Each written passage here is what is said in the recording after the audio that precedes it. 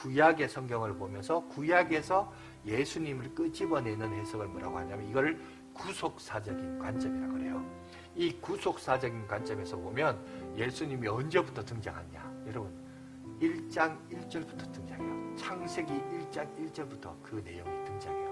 그 태초에 하나님이 천지를 창조하시니라. 여러분 저 PPT를 한번 보세요. 보통 문장이라고 하는 것은 주어가 항상 앞에 나옵니다. 주어가 앞에 나오고 영문에서는 주어, 동사, 그 다음에 목적어가 나오지만 우리나라 어른은 주어와 목적어가 나오고 이제 동사가 제일 뒤에 나옵니다만은 어찌되었든지 간에 첫 번째 나와야 될 단어는 사실은 하나님이에요. 하나님.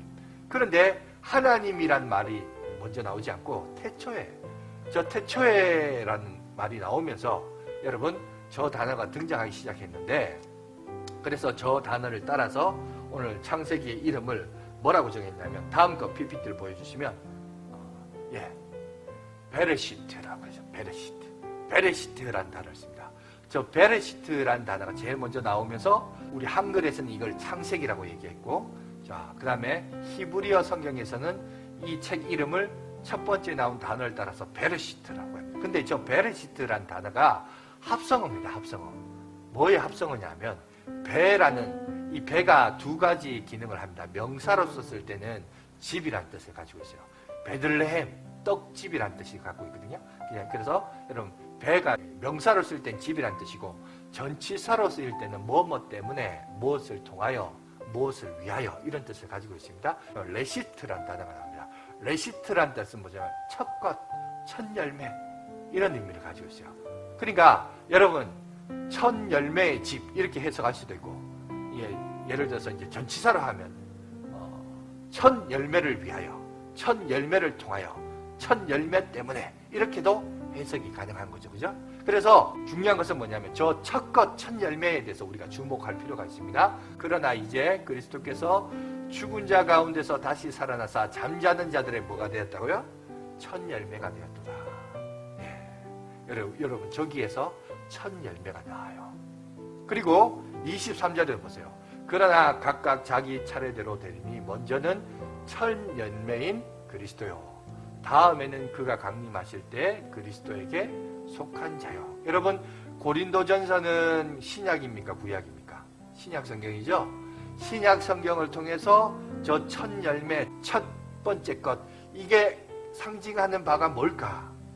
첫째는 다 하나님의 것이다 그랬는데 첫째는 다 재물 가운데 하나님의 것이다는 의미가 뭘까? 그것은 다른 것이 아니라 바로 누구를 드러내기 위함이다? 예수 그리스도를 드러내기 위함이라는 거예요. 그래서 우리가 1장 1절을 태초에 하나님이 천지를 창조하시니라, 이 말을 의역해서 아까 이 단어를 분석해서 해석하면 이겁니다. 그리스도 안에서, 그리스도를 통하여, 그리스도 때문에 하나님이 하늘과 땅을 뭐 했다? 창조하시니라. 이렇게 의역을 하신다는 거예요. 이런 해석을 무슨 해석이라고요? 구속사적인 해석. 그러니까 결국 그 속에 창세기 1장 1절부터가 예수 그리스도를 보여주고 있어요. 사실은 그 단어와 분석 속에.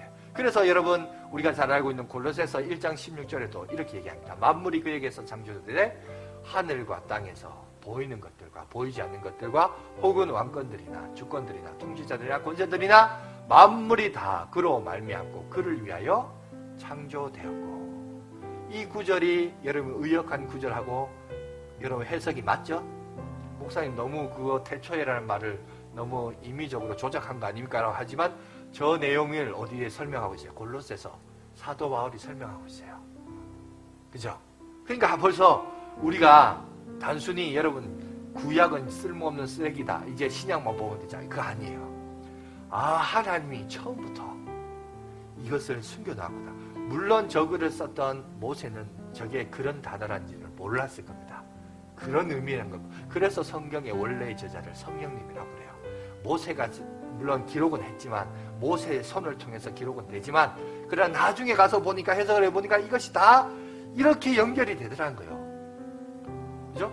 이걸 오늘 우리 1600년 동안 기록된 성경인데 40여 명의 저자를 통해서 각각 기록이 되었지만 이것이 하나의 주제로 연결이 되는 것은 하나님의 역사와 기록이 아니고는 도저히 이게 해석이 안 되는 거예요.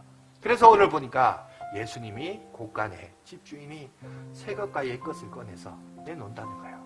그러니까 오늘 우리도 성경을 볼 때 신약만 보면 안 되고 구약과 함께 그 하나님의 사랑의 깊이와 은혜가 얼마나 포함되어 있는가, 이거를 체험하라는 것을 오늘 우리에게 얘기합니다.